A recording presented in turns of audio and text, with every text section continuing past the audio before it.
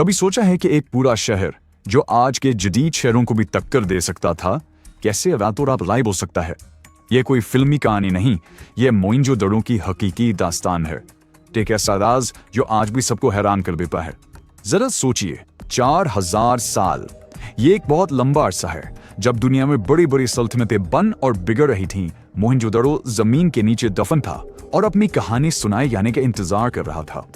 और जब ये कहानी सामने आई तो कमाल ही कर दिया। तो चले देखते हैं कि यह करीम शहर हमारी सोच से भी कहीं ज्यादा जदीद और तरक्की याफ्ता क्यों था। एक बात जहन में रखने वाली है, जब मिस्री फिरौनों के लिए देव हैकल अहराम बना रहे थे तब वादिया सिंध के लोग जिंदों के लिए एक शहर तामीर कर रहे थे। एक ऐसा शहर जिसकी बुनियाद आराम, सफारी और एक मुनज़्ज़म जिंदगी पर रखी गई थी। जरा इस तंजीम को तो देखें, ये शहर इमारतों का कोई बेतरतीब हुजूम नहीं था। नहीं, ये एक मुकम्मल मंसूबा बंदी से बनाया गया शहर था, एक बिल्कुल सीधे ग्रिड सिस्टम पर, जैसे आजकल के जदीद शहरों की सड़कें होती हैं।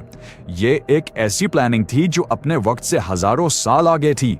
700, जी हाँ, 700 से भी ज्यादा। माहिरीन को इस एक शहर में 700 से ज्यादा कुएं मिले हैं। आखिर एक शहर में इतने कुओं की क्या जरूरत थी?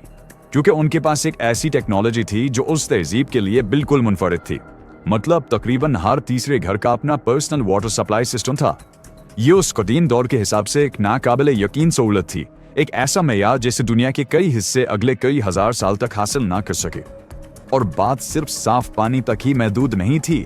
यहाँ हम बात कर रहे हैं एक जदीद ढके हुए निकासियाब के निजाम की, यानी एक अंडरग्राउंड ड्रेनेज सिस्टम। और मजे की बात यह है कि मशहूर रोमन तहजीब भी ऐसा निजाम सदियों बाद जाकर बना सकी। मोइंजोदड़ो ने यह काम बहुत पहले कर दिखाया था। और अब आते हैं शहर के सबसे शानदार स्ट्रक्चर की तरफ, द ग्रेट बाथ। ये कोई आम स्विमिंग पूल नहीं था, बल्कि एक बहुत बड़ा वाटरप्रूफ टैंक था जो गालिबन अहम मजहबी रसूमात के लिए इस्तेमाल होता था।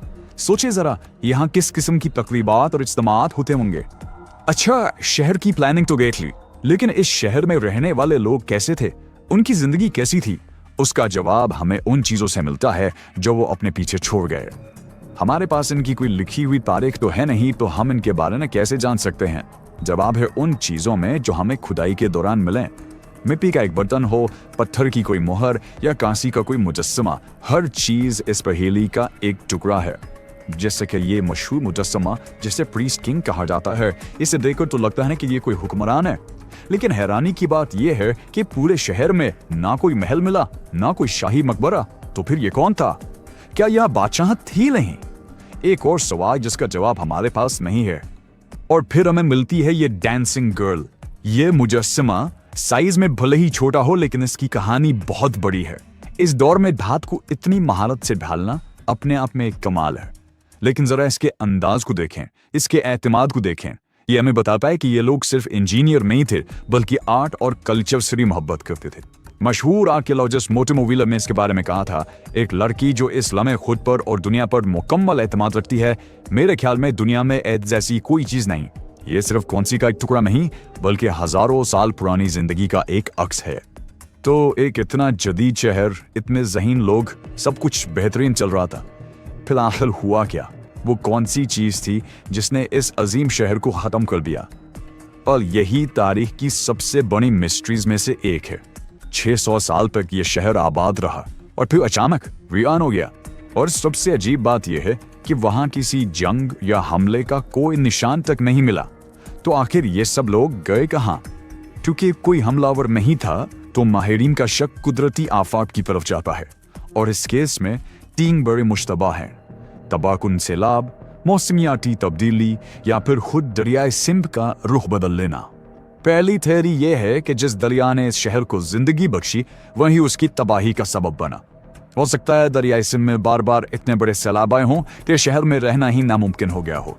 ये एक तरह की सिपम ज़रीफी है कि जिंदगी देने वाला ही जिसका शोर आजकल हर तरफ है। क्लाइमेट चेंज यानी मौसमियाती तब्दीली। शायद कोई एक बड़ी आफत नहीं आई, बल्कि आहिस्ता आहिस्ता मौसम बदलता गया। बारिशें कम हो गईं, फसलें खत्म होने लगीं और शहर की बुनियादें कमजोर पड़ गईं। और तीसरी थियरी जो बहुत से माहिरीन को सबसे ज्यादा मंतकी लगती है, वो ये है कि दरिया सिंध ने अपना रास्ता ही बदल लिया। दरिया ऐसा करते हैं, और अगर शहर का लाइफलाइन, उसका पानी और तजारत का जरिया ही उससे मीलों दूर चला जाए तो फिर शहर कैसे जिंदा रह सकता था। ये तीनों थेरीज अपनी अपनी जगह ठीक लगती हैं, लेकिन मसला ये है कि कोई एक भी पूरी कहानी बयान नहीं करती और यही बात मोइनजोदड़ो को तारीख का एक अनसुलझा मुअम्मा बना देती है। तो हमारे पास कोई स्मोकिंग गन नहीं है, कोई वाज़ेह वजह नहीं है। ये एक ऐसी मिस्ट्री है जिसका आखिरी सफा अभी तक खाली है और यही वजह है कि तारीख की सबसे बड़ी पहेलियों में से एक है। लेकिन जानते हैं हतमी जवाब तक पहुंचने में सबसे बड़ी दीवार क्या है? उन लोगों की अपनी जबान, उनकी तहरीर, जिसे आज तक कोई नहीं पढ़ सका। इन निशानियों के पीछे शायद सारे जवाब छुपे हैं, लेकिन जब तक हम उसे पढ़ नहीं सकते ये हमारे लिए सिर्फ खामोश निशानियां हैं। हमें तो इस शहर का असल नाम तक नहीं मालूम, उनकी जबान एक राज है। तो क्या उनके अल्फाज के बगैर हम कभी भी सच्चाई जान पाएंगे कि मोइनजोदड़ो के साथ असल में हुआ क्या था? ये खंडरात सिर्फ पत्थर नहीं है, ये इस बात की याद दहानी है कि बड़ी से बड़ी तहजीब भी वक्त की धूल में गुम हो सकती है और अपने पीछे सिर्फ सवालात छोड़ जाती है।